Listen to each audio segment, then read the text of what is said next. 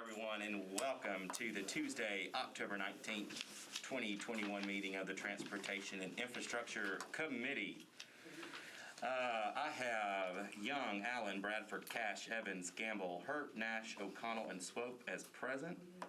And if Ms. Henderson or Mr. Roden slide in, I will mark them as present once we get there.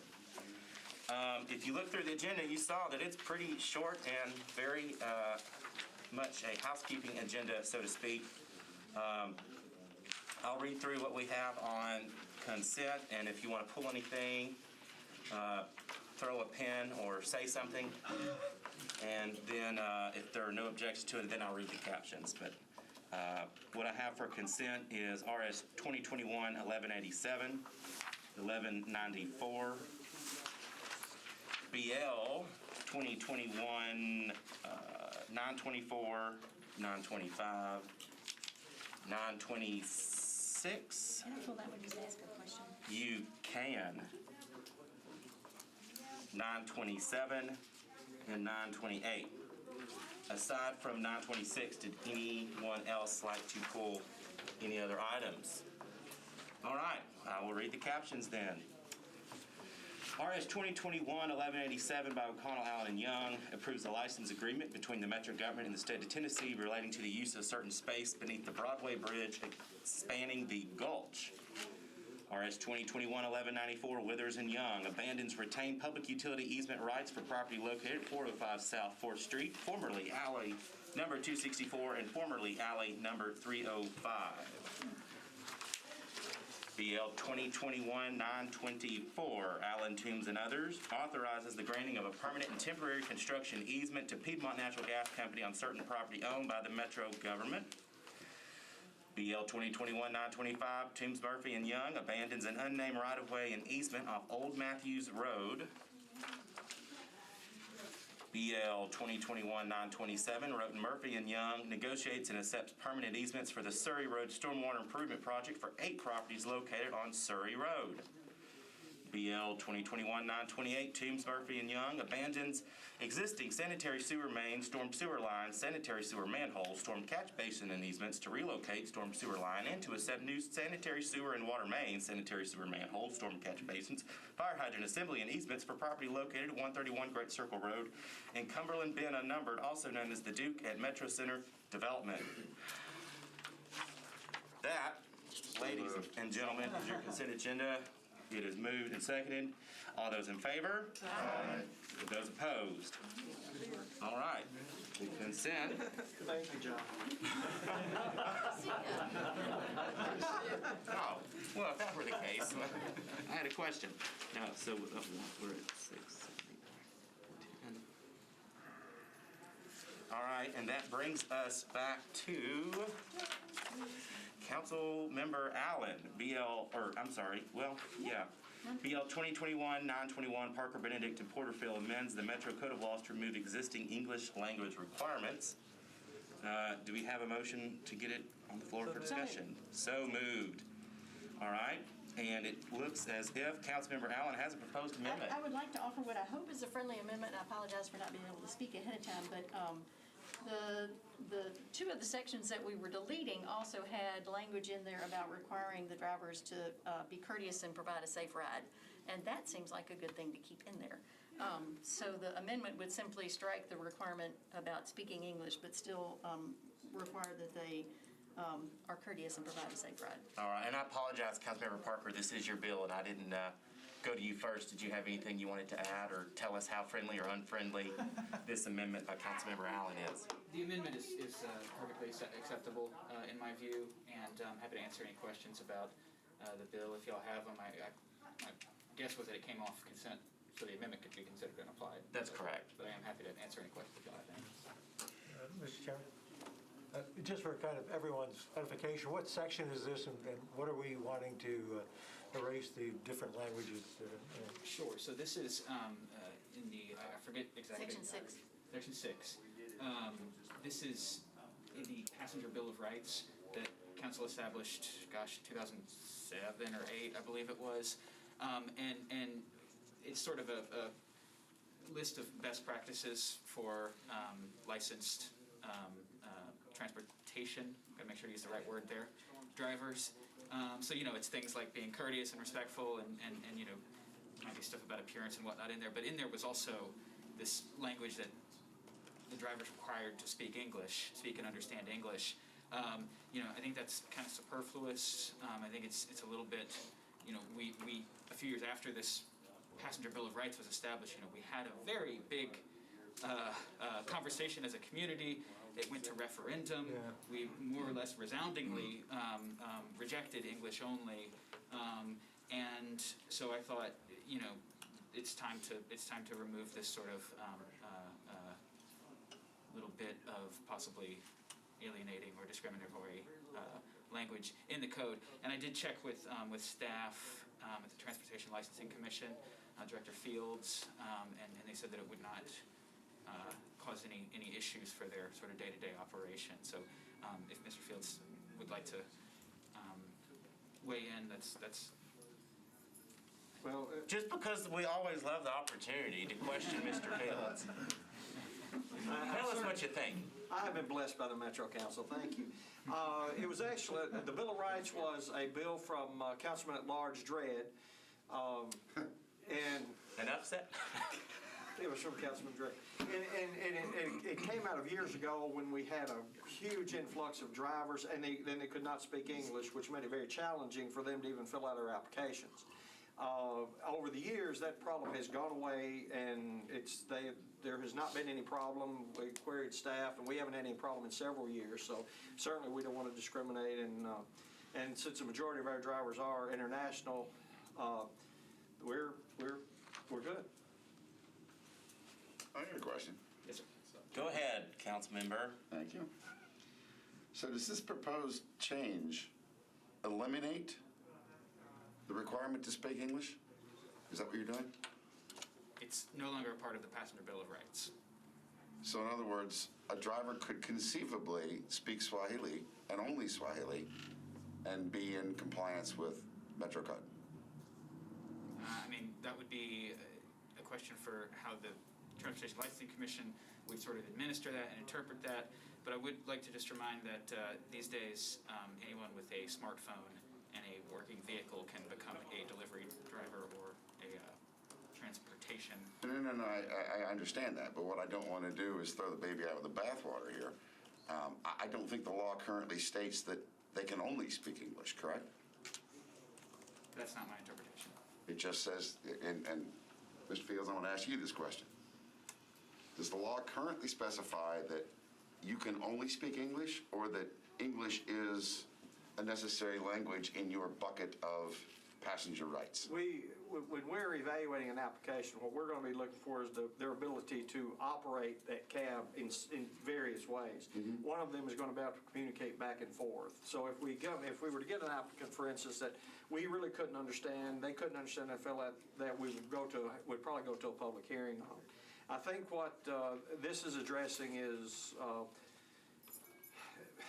my memory of Councilman Dredd's reason for this. There's also a driver's bill of rights, and his comment was, I think we also need a passenger bill of rights. So it was actually mirroring that. So I think that's where it all came out of.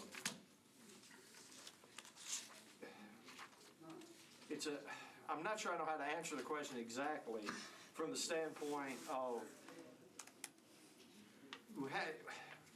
as long as the person is able to communicate with the driver, with the passengers, then we certainly want them to be able to drive. If they can't speak English, it would be a challenge. But we've not had anybody that hasn't spoken English in years that have come to the window and tried to apply. So, and I appreciate that answer, Billy. I guess my ultimate question is why are we even doing this? Why do we need to change it?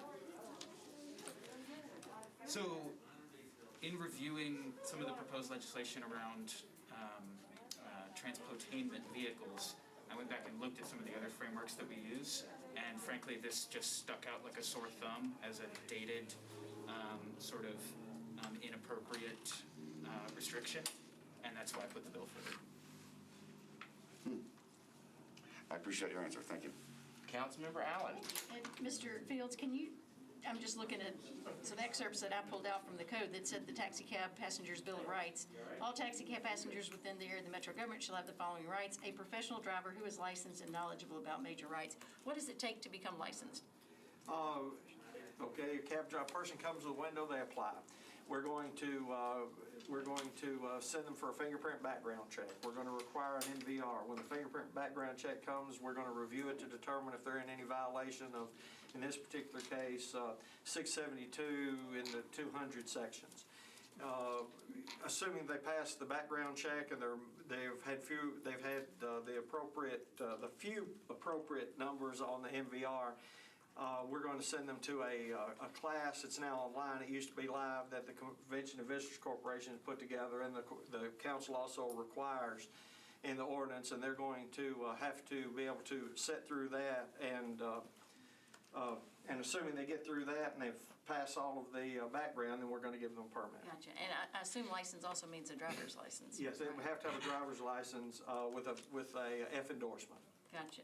And so, I mean, many of those steps involve proficiency in communicating in Nashville with the languages that are here. Is that? It's pretty hard to come through our full process because, I mean, when I visited with cab, when we were doing the in-live training, for instance, one of the things you would always ask cab driver, I'd ask cab drivers, is tell me about Old Hickory Boulevard. And if they couldn't really tell me about Old Hickory Boulevard, they can't be a cab driver in Nashville. Because you just, or you ask the question, how do you go to the airport from downtown? And if they can't say I-40, they can't say Murfreesboro Road, they can't, there's just, it's just things like that. Gotcha. Thank you. Any further, just for Councilmember Cash? Go ahead. You go ahead first. Well, I was gonna say mine was really short. And Mr. Fields, I guess we go back to you. You had mentioned the process. Is there what would that public hearing process entail?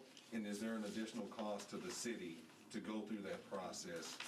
If a driver fails any section of the process, for instance, if they come in and they have a felony, for instance, a felony conviction in the last 5 years, they're disqualified immediately, and we don't go forward. But assuming there's something in the application, the director has the authority to take it to the commission for a hearing. The commission meets every month, and what that really means is we bring from the commission, I explain the circumstance of why I've asked him, the driver, to be present, and then the commission would then make a decision based on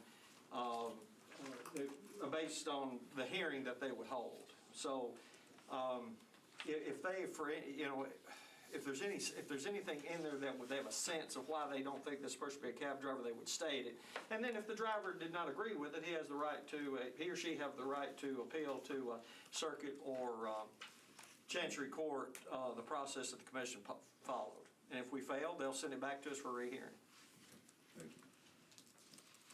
Councilmember My Cash? question is just I think a quick follow-up to, so you're, Mr. Field, Director Fields, when you're assessing whether somebody can do the job. You're not giving them any sort of English proficiency test, just enough, just that they can communicate enough to navigate the city and do their job without getting lost. Correct.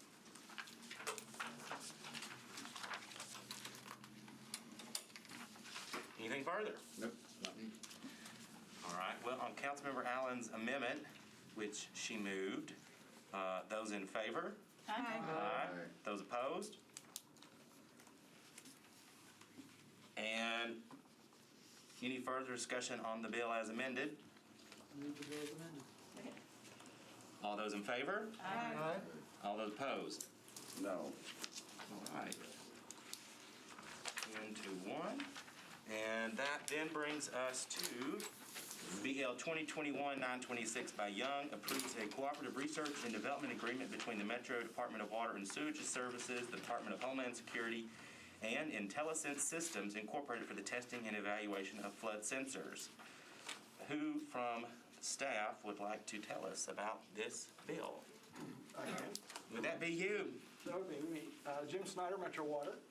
And this is a study that was born out of the Smart Cities Council. And so it dovetailed off that. So Ms. Spade Massimo and the Transportation Group, give her a little credit for that. And this basically is an agreement between the three entities, Homeland Securities, IntelliSense, and then Metro, to put up 24 flood sensors throughout the county we already have 12. So we will be sharing that information with this group. That group will be sharing the new technology information with us, and there's no cost to the city. So we think this is a good thing. Winner, winner, chicken dinner. Councilmember Allen? Thank you. This sounds great. I thought I saw some language about that we would pay to maintain. Any idea on what the maintenance costs were? Well, we would just use staff to go out and make sure that they're operable, so negligible, I would say. Gotcha. So no additional Anything? cost. Anything further?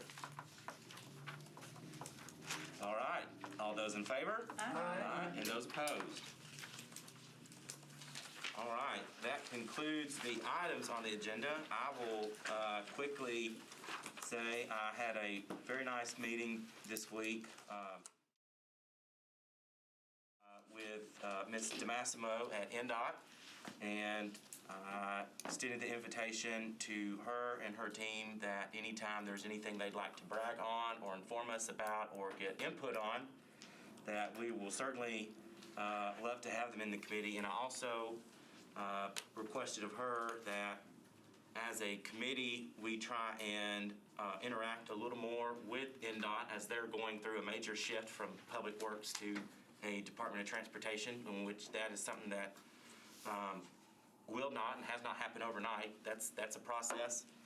And I ask that we can understand that a lot of things that we hope to come out of a Department of Transportation, that we understand those will not happen overnight, and that there is an entire culture that is being shifted and sort of reimagined at the department. I also asked her that if there are things or particular issues that this committee wants to explore or learn more about, that if the committee members can get those to me and I can get those to her, so either she or a subject matter expert can come and discuss with the committee, whether that be if we want to spend some time digging more into traffic calming and how that process works and what are some process improvements. Something I had asked about and I'm going to get some more information is once a neighborhood group submits, what does that look like as far as the notification? Is the neighborhood group then sent something once the projects are decided as to, hey, a Bobby Joe neighborhood, you scored this. These are the areas where we felt that a project is needed. These are some areas where maybe it's not, just so that neighborhood knows or doesn't feel like what they submitted just goes into this black hole in someone's desk drawer.